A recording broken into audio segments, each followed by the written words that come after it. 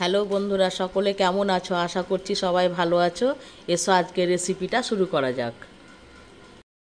আজকে আমি তোমাদেরকে ছানার রেসিপি বানিয়ে দেখাবো। তো চলো উপকরণগুলো দেখিয়ে দিই।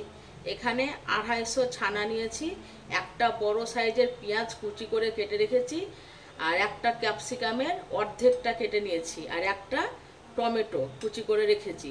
আর এখানে আমি সব গুঁড়ো মশলার একটা জল দিয়ে ব্যাটার তৈরি করে রেখেছি। এই মশলার মধ্যে আছে পরিমাণ মতো লবণ, স্বাদ মতো চিনি, 1 চামচ আদা বাটা, 1 চামচ রসুন বাটা। আর ঝালটা তোমরা বুঝেই দেবে। আমি অল্প পরিমাণে লঙ্কার গুঁড়ো দিয়েছি, কাশ্মীরি লঙ্কার গুঁড়ো দিয়েছি 2 চামচ, ধনে গুঁড়ো দিয়েছি 1 চামচ, জিরে গুঁড়ো 1 চামচ, হলুদ 1 চামচ, আর দিয়েছি গরম মশলা 1 চামচ। তো সব মশলাগুলোকে আমি একসাথে একটা ব্যাটার তৈরি করে রেখেছি। তো চলো উপকরণটা দেখা হলো। আরও উপকরণ বাকি আছে, সেটা রান্না করতে করতে দেখিয়ে দেব। তোমরা টেনে টেনে ভিডিওটা দেখবে না, পুরোটাই দেখবে, ঠিক আছে? তাহলে চলো রান্নাটা এখন শুরু করি। আবার রান্না করার সময় তো উপকরণ কিছু দেওয়া যাবে। কড়াইয়ে 2 চামচ সাদা তেল আর 2 চামচ ঘি দিয়েছি। তেলটা গরম হয়ে গেছে, এবার ওই তেলের মধ্যে আমি পেঁয়াজ দিয়ে দিচ্ছি।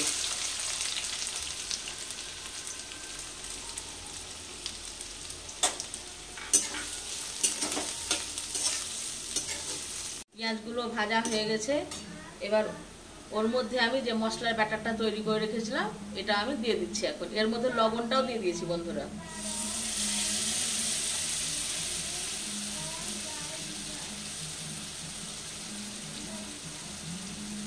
এবার মশলার বাটি ধুয়ে জল দিয়ে দিচ্ছি,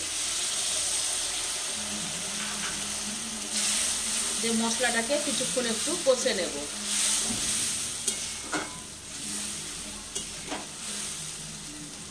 দেখতেই পাচ্ছ মশলা থেকে আমার তেল ছেড়ে দিয়েছে, তার মানে মশলাটা আমার কষানো হয়ে গেছে। এবার এখন আমি টমেটোটাকে দিয়ে দিচ্ছি।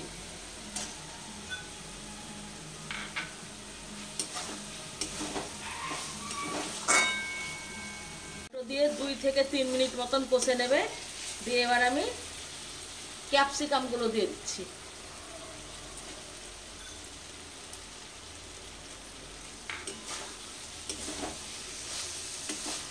ক্যাপসিকামটা দিয়ে 2 মিনিট আবার কষে নিলাম।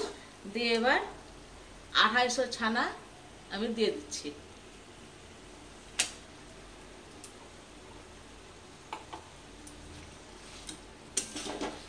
এখন গ্যাসের আঁচটাকে একদম কমিয়ে দেবে।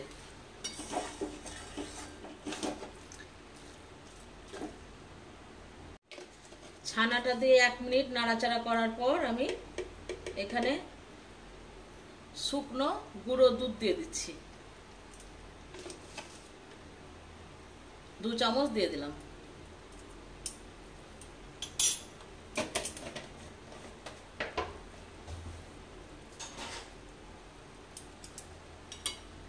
গুঁড়ো দুধটাকে ভালো করে এর সঙ্গে মিক্সড করে নেব।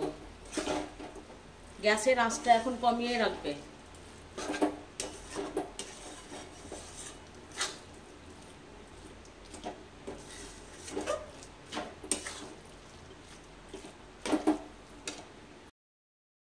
তিন থেকে 4 মিনিট মতন কষে নিলাম ছানাটা দেওয়ার পর। এবার আমি জল দিয়ে দিচ্ছি অল্প পরিমাণে।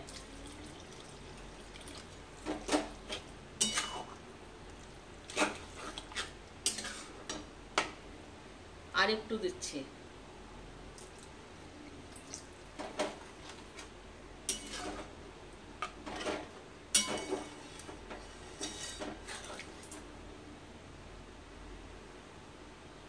একটু নেড়ে দিবে, না তো তলাতে ধরে যেতে পারে। খুব চটজলদি হয় এই ছানার রেসিপিটা।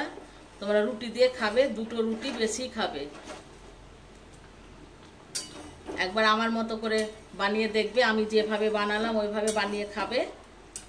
আশা করছি তোমাদের ভালোই লাগবে। আর কেমন লাগলো আমাকে জানাবে। আর একটু জলটা শুকনো করব। গ্যাসের আঁচটাকে এখন কমিয়ে দেব, দিয়ে ফুটাবো।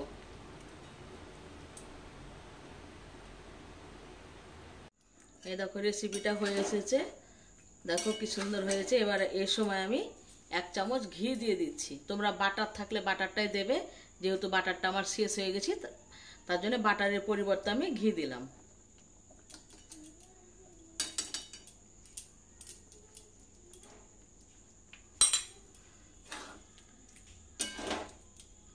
এরকম একটু ঝোল ঝোল করে একটু রাখবে, মানে তখন একটু আবার শক্ত হয়ে যাবে খুবই।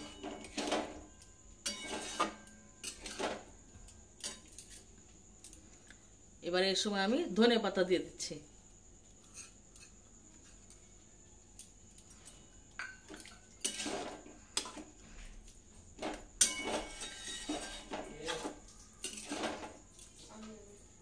রেসিপিটা আমার হয়ে গেছে। এরকম করে রাখবে একটু ঝোল ঝোল করে, না তো একবারে শুকনো হয়ে যাবে।